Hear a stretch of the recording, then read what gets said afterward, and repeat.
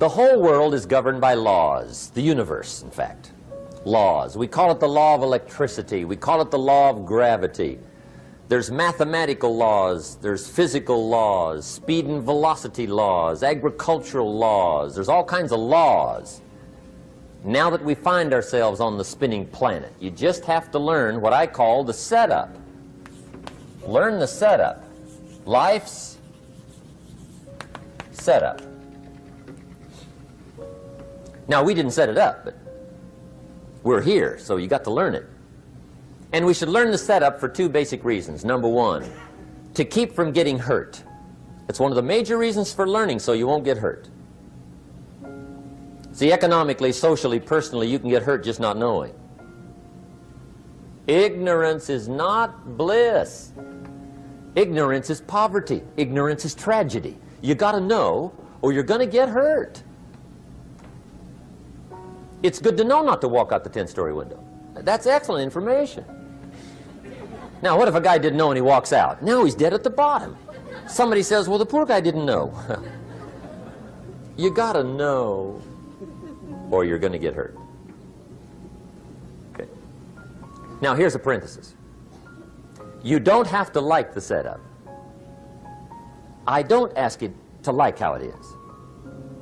That's not what's important. But it is important to learn how it is. Okay, so you don't have to like it, but you should learn it. That's what I tell the kids, right? Make sure you get the information. What you think about it, that's up to you. What you're going to do with it, that'll soon be up to you. But make sure you get it. See, there's nothing worse than being stupid. Nothing. I mean, being broke is bad. But being stupid is awful. And what's really bad is being broken stupid, right? That's about the end of the world. I mean, there isn't anything much worse than that. Unless you're sick. Sick, broken, stupid. I mean, that is it, right? There's nowhere else to go.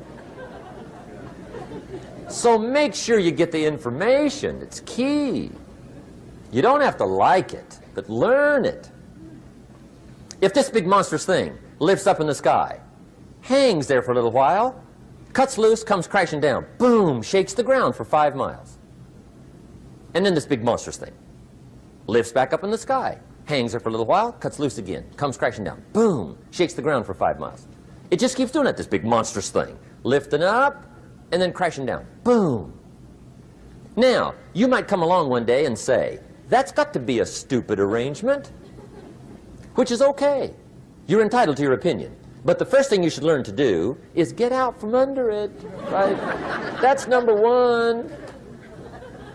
You might have a great moral argument. You might want to shake your finger at the sky, but do it from over there, right, so you don't get smashed. It's called your basic smart. So number one, learn so you won't get hurt. Whether you like it or not, learn. Now here's the second reason for learning. The setup, to benefit. It's called the plus of life. And that's what life is, right? Both minus and plus. The minus is tragedy, heartache, misery, failure, unhappiness. But life is also happiness, prosperity, good feelings. So here's the key. Learn to get on the good side of the way things work. Now here's two of the basic laws, and we'll take our break. Shof taught me these. They come from the Bible. Now again, I'm an amateur, okay, when it comes to the Bible. I'm not a pro. So you'll sort of have to take my way of putting it. But here they are. The first one is the law of use. The law of use. And it goes something like this. Whatever you don't use, you lose. Lack of use causes loss.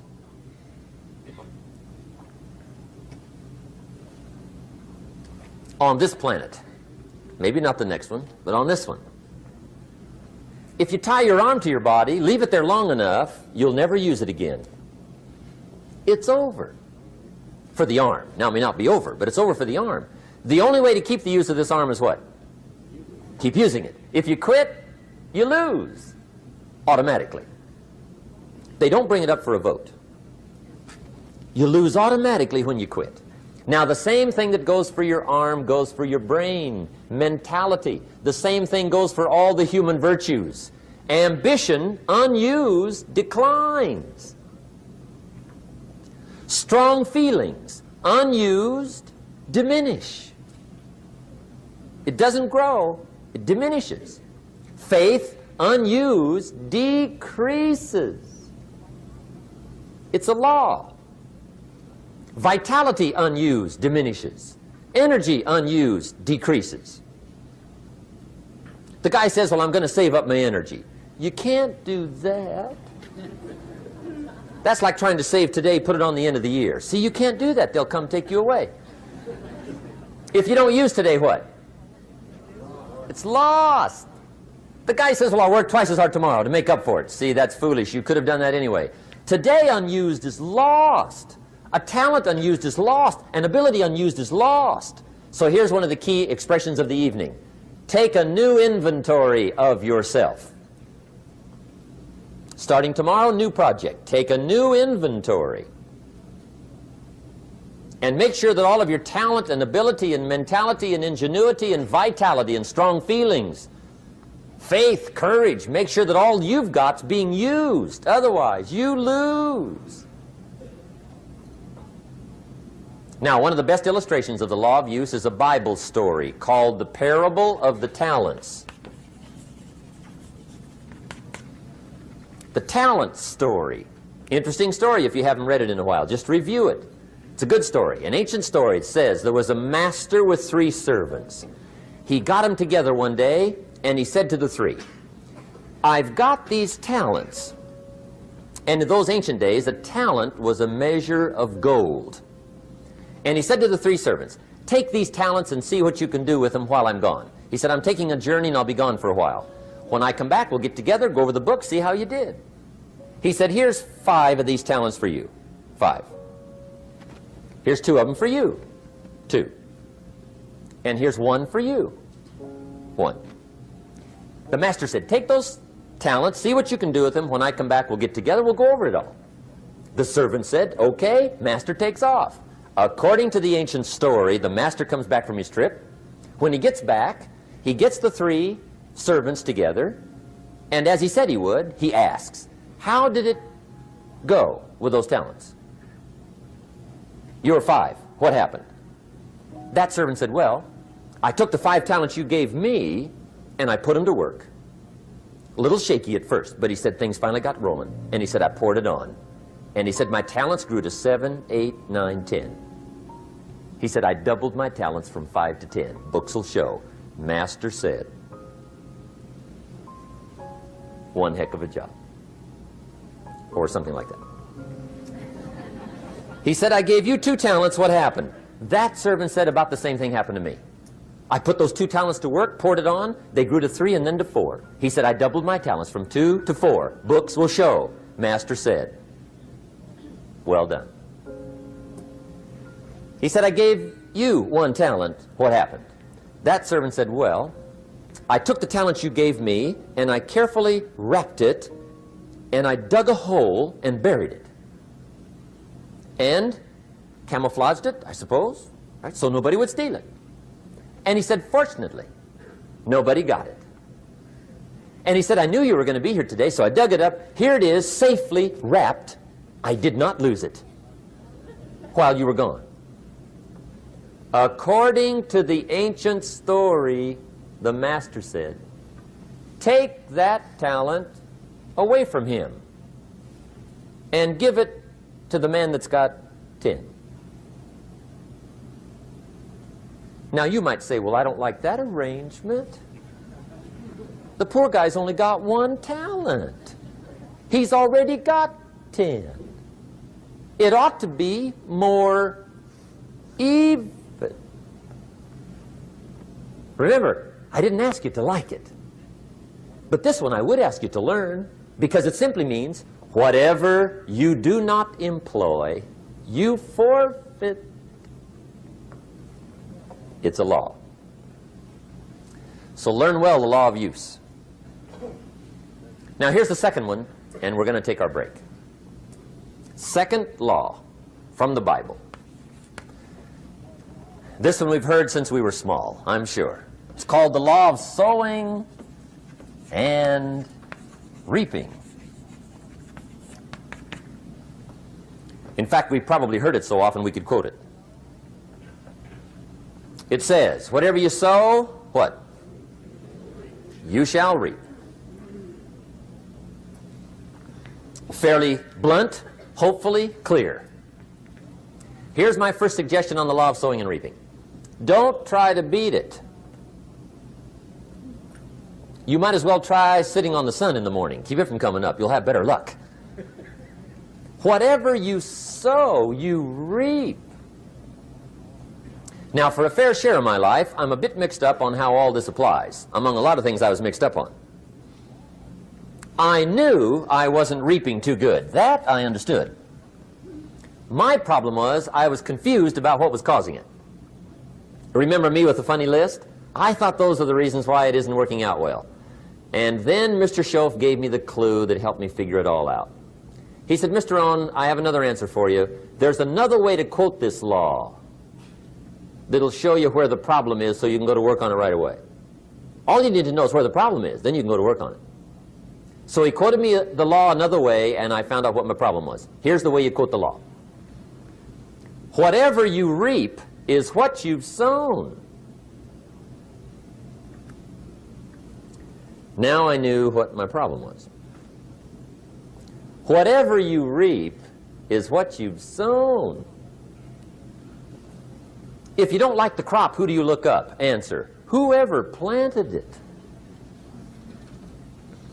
And where do you find who planted your crop? Answer, in the mirror.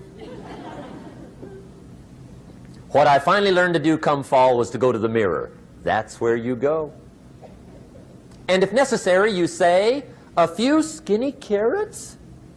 I got to be unimpressed. Where were you last spring? Asleep? Didn't you read the books? Did you break your hoe?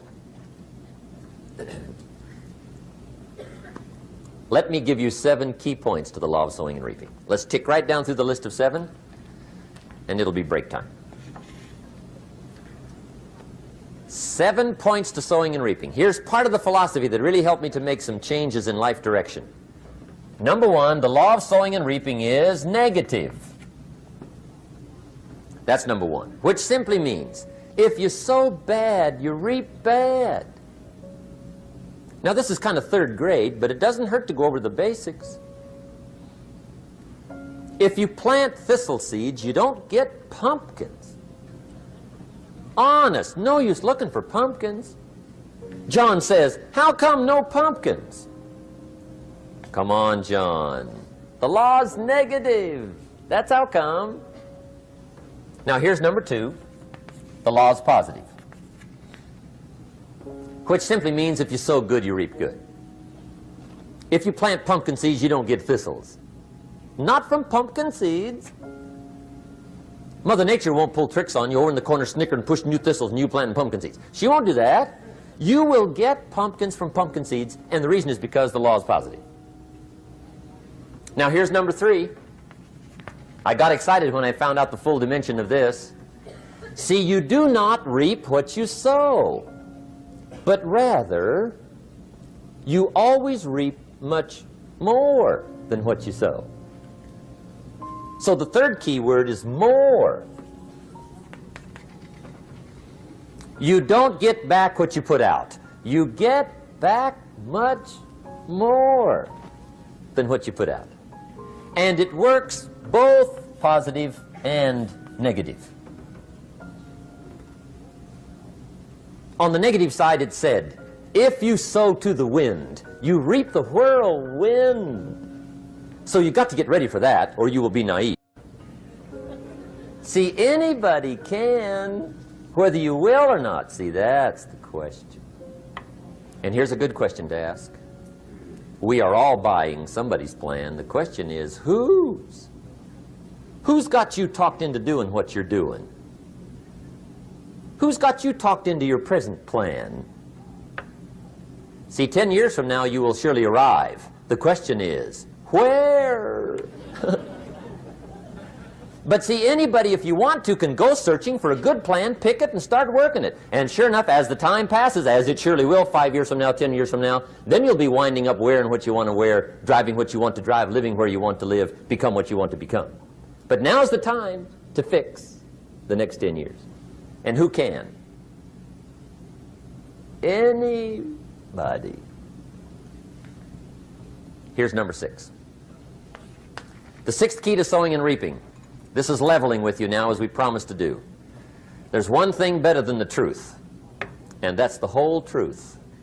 And here's part of the whole truth of the law of sowing and reaping. Number 6 is, you could lose.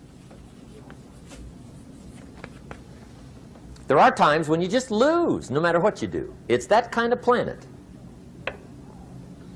You reap what you sow, yes, but...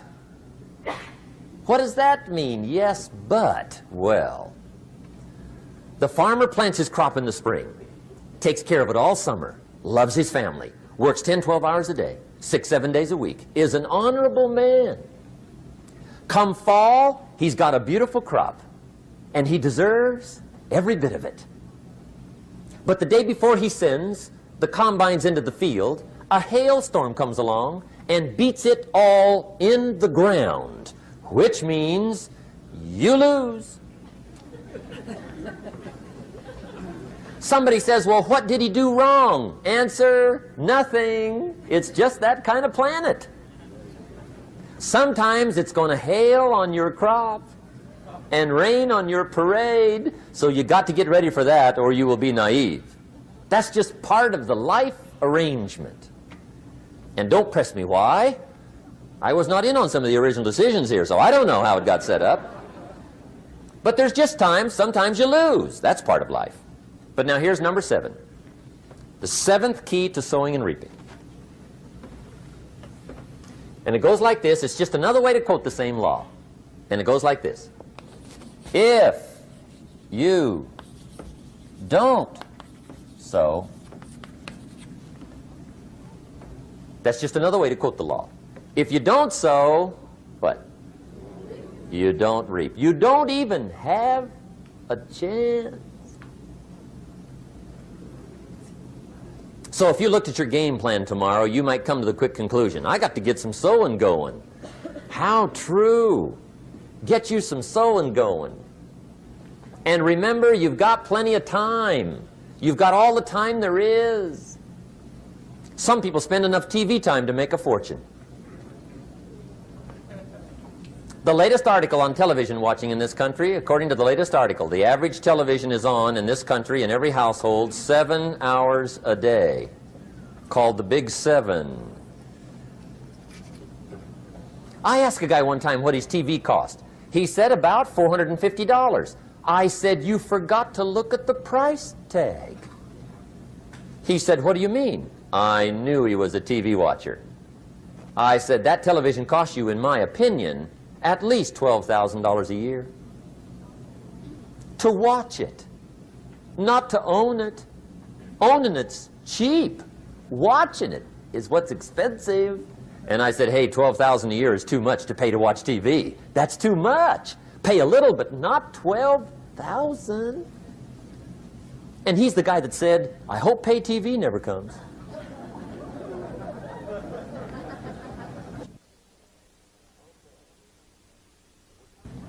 Okay. We're trying to cover an awful lot tonight, I realize that. But my time schedule is such that we just have to sort of give it all to you and let you sort the rest out. I wish we had plenty of time for questions and answers and that whole thing, but our time is just limited. But we are trying to go through an awful lot, I realize that. But looks like everybody's getting it. This is about the note-takingest crowd I've seen in a long time. Incredible. Does anybody have 5 pages yet? Anybody? Oh, fantastic. Incredible.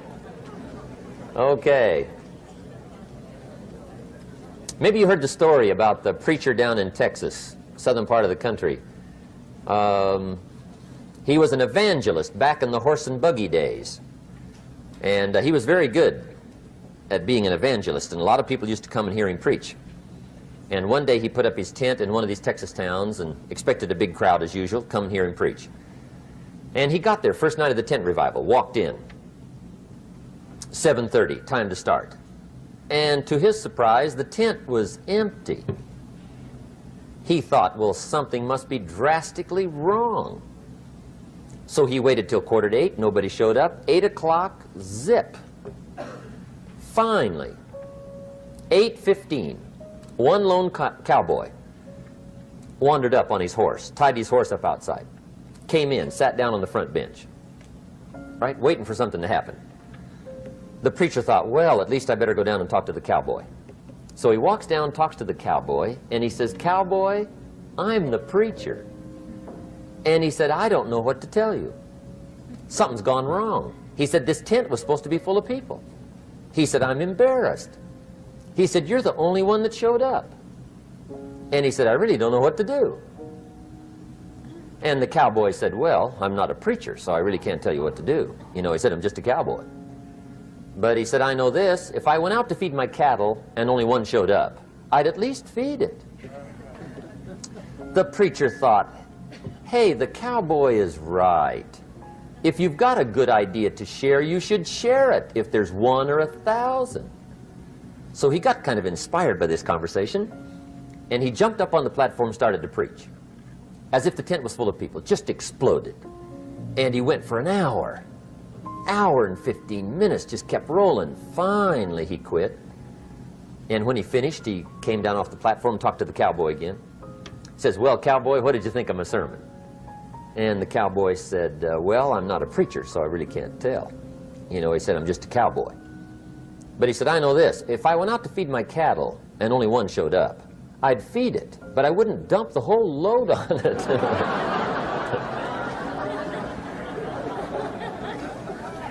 So anyway,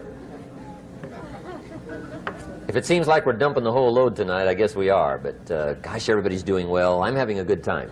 I appreciate the response here tonight.